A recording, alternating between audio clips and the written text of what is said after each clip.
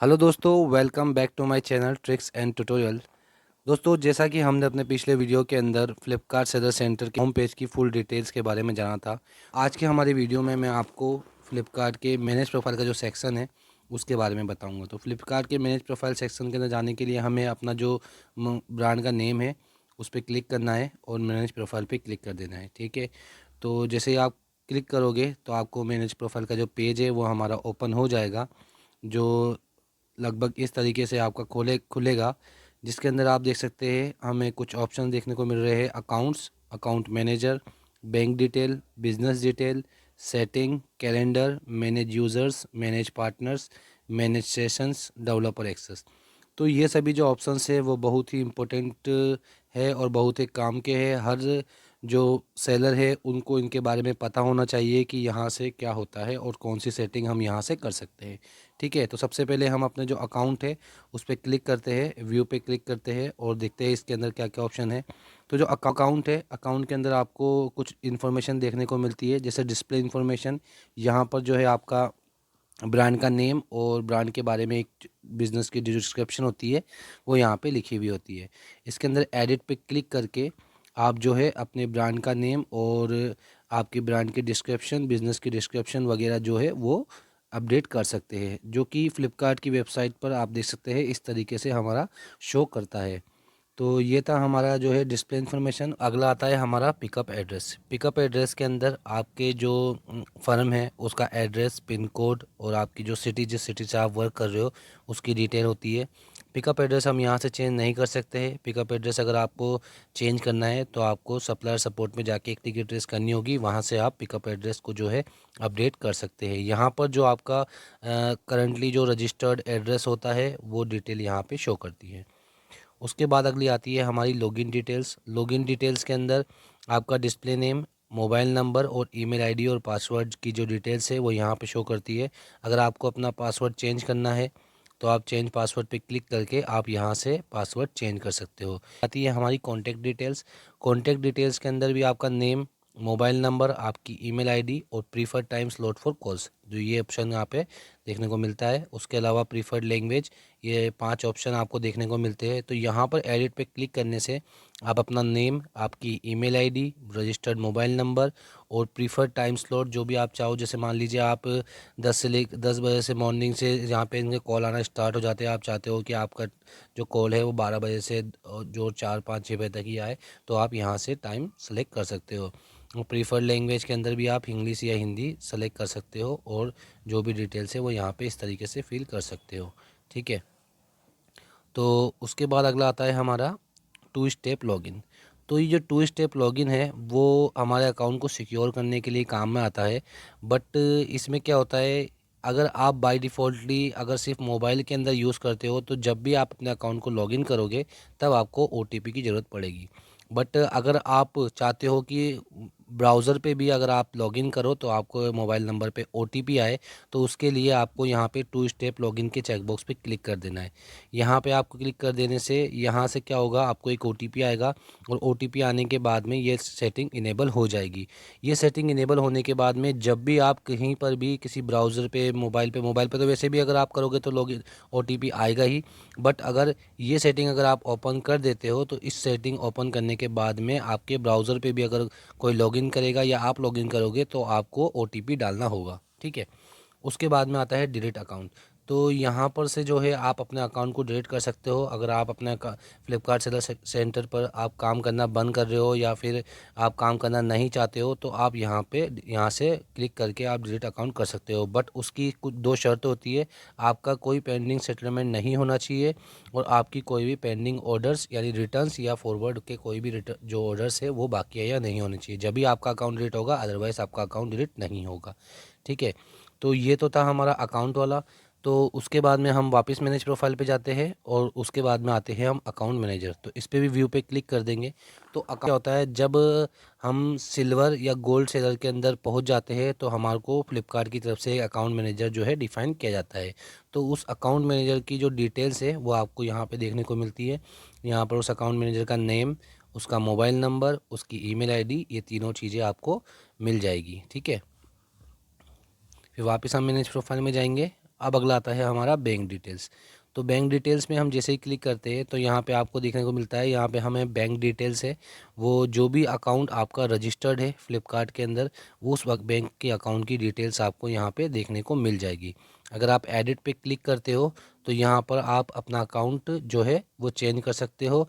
यहाँ पर आपके अकाउंट की डिटेल डालने के बाद में सबमिट करना होगा। फिर वेरिफिकेशन के लिए एक अमाउंट जो है वो फ्लिपकार्ट आपको डालेगा, वो जो अमाउंट है वो आपको यहाँ पे वेरीफाइड करना होगा, जब भी आपका अकाउंट जो है वो अपडेट होगा। बट हमें एक चीज़ का ध्यान रखना होता है, आप जब भी अपने बैंक अकाउंट को यहाँ पे अपडेट करते हो तो वो अकाउंट आप जिस फर्म के नाम से रजिस्टर्ड हो उसी फर्म के नाम से वो बैंक होना चाहिए, उसी फर्म के नाम से आपका बैंक अकाउंट होना चाहिए और इसी फर्म का ही अकाउंट होना चाहिए। अगर आप चाहते हो कि आप सेविंग अकाउंट या फिर किसी और जीएसटी का अकाउंट यहाँ पे सबमिट करो तो वो यहाँ पे नहीं होगा, ठीक है।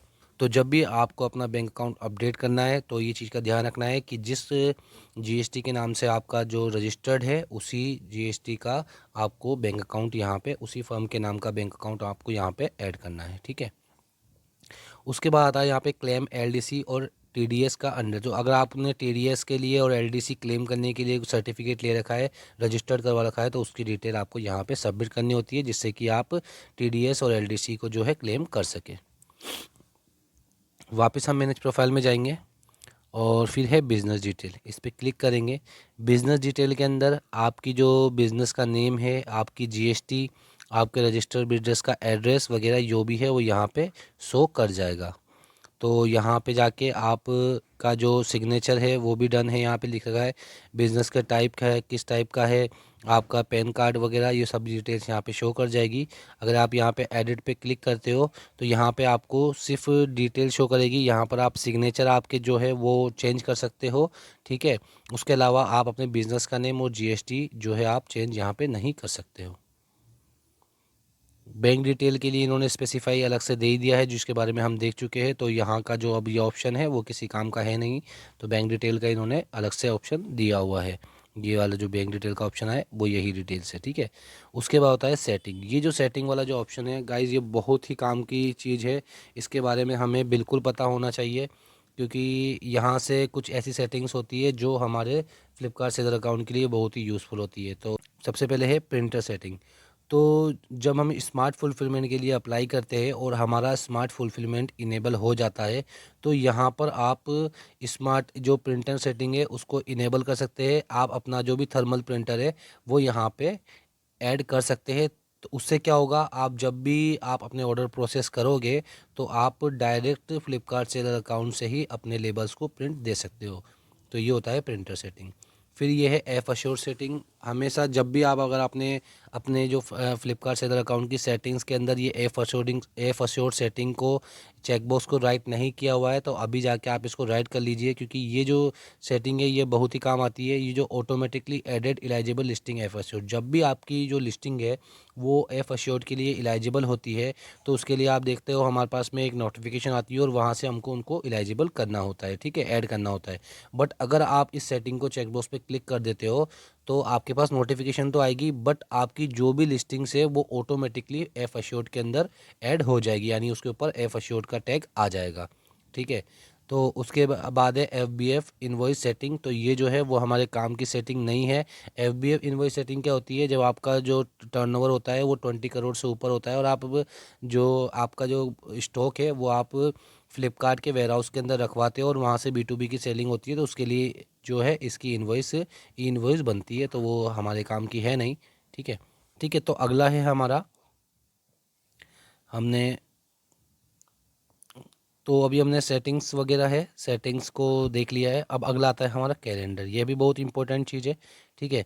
तो कैलेंडर के अंदर हमारा सबसे पहले आता है वैकेशन प्लान। अगर आपको कोई छुट्टी लेनी है तो आप यहाँ से वो छुट्टी ऐड कर सकते हो, ठीक है। और जो भी हमारे नेशनल हॉलीडेज़ वगैरह होते हैं उसकी डिटेल यहाँ पे होती है।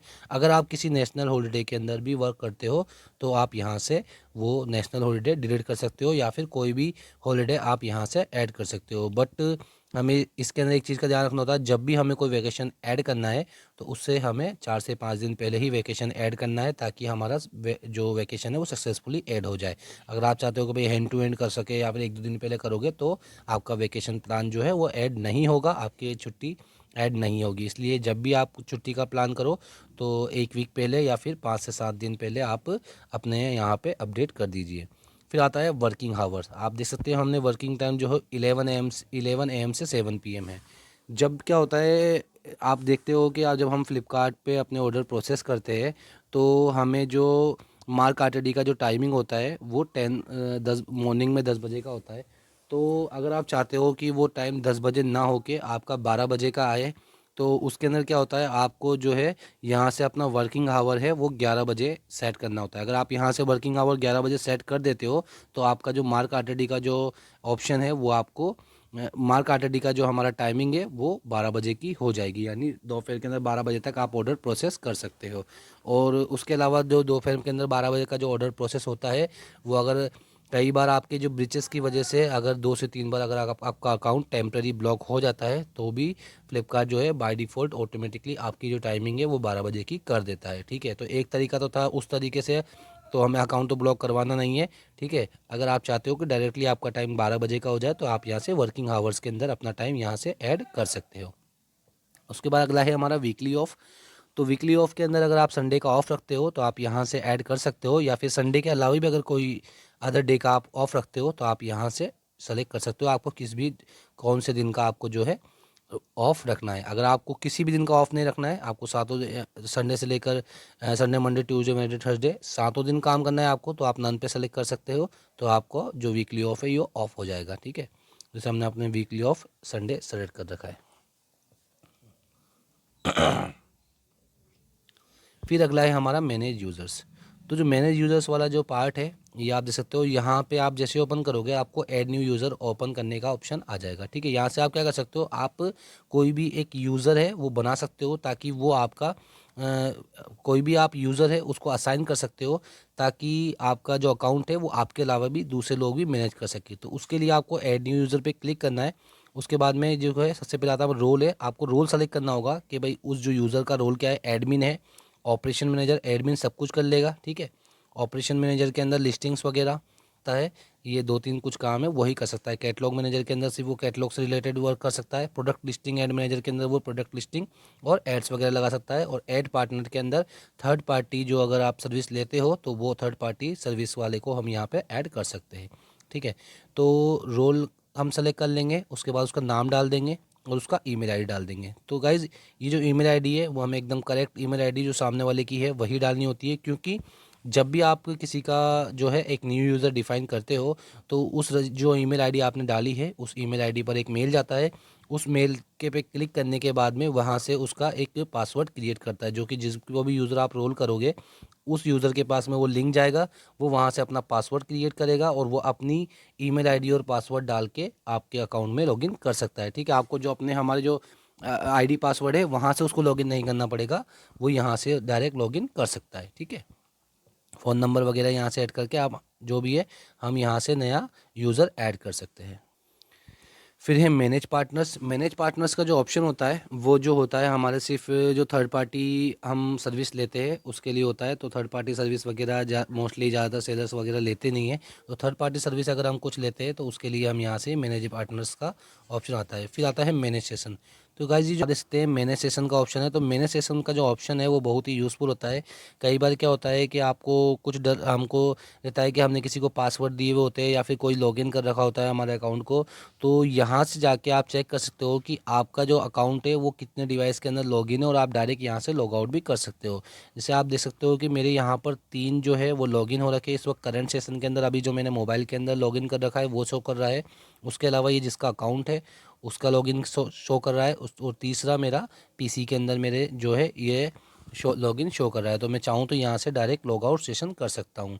तो आप भी अपना जो लॉगिन देख सकते हो कि किस किस डिवाइस के अंदर आपका जो अकाउंट है वो लॉगिन है। तो इस तरीके से आप मैंने सेशन में जाके अपनी लॉगिन डिटेल्स देख सकते हो।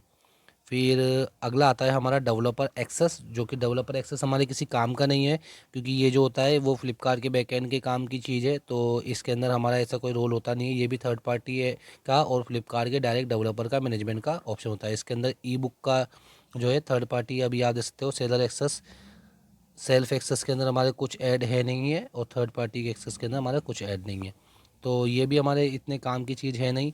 तो गाइज़ ये था हमारा मैनेज प्रोफाइल का सेक्शन। यहाँ पर आपने जान ही लिया है कि आप, तो गाइज़ ये था हमारा मैनेज प्रोफाइल का सेक्शन। तो आपने देख लिया है कि किस तरीके से क्या क्या डिटेल्स मैनेज प्रोफाइल के सेक्शन के अंदर आती है और ये कितना यूज़फुल है और हर सेलर्स को इसके बारे में पता होना चाहिए।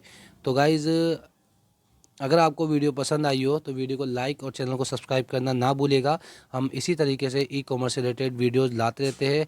अगर आप फ्लिपकार्ट की लिस्टिंग, अमेज़ॉन, मीशो वगैरह की लिस्टिंग सीखना चाहते हो और फ्लिपकार्ट सेलर अकाउंट और मीशो और अमेज़ॉन के अकाउंट के बारे में जानना चाहते हो तो हमारे चैनल को सब्सक्राइब करें, क्योंकि हमारे चैनल पर ई कॉमर्स से रिलेटेड वीडियोज़ और लेटेस्ट अपडेट्स हम लाते रहते हैं।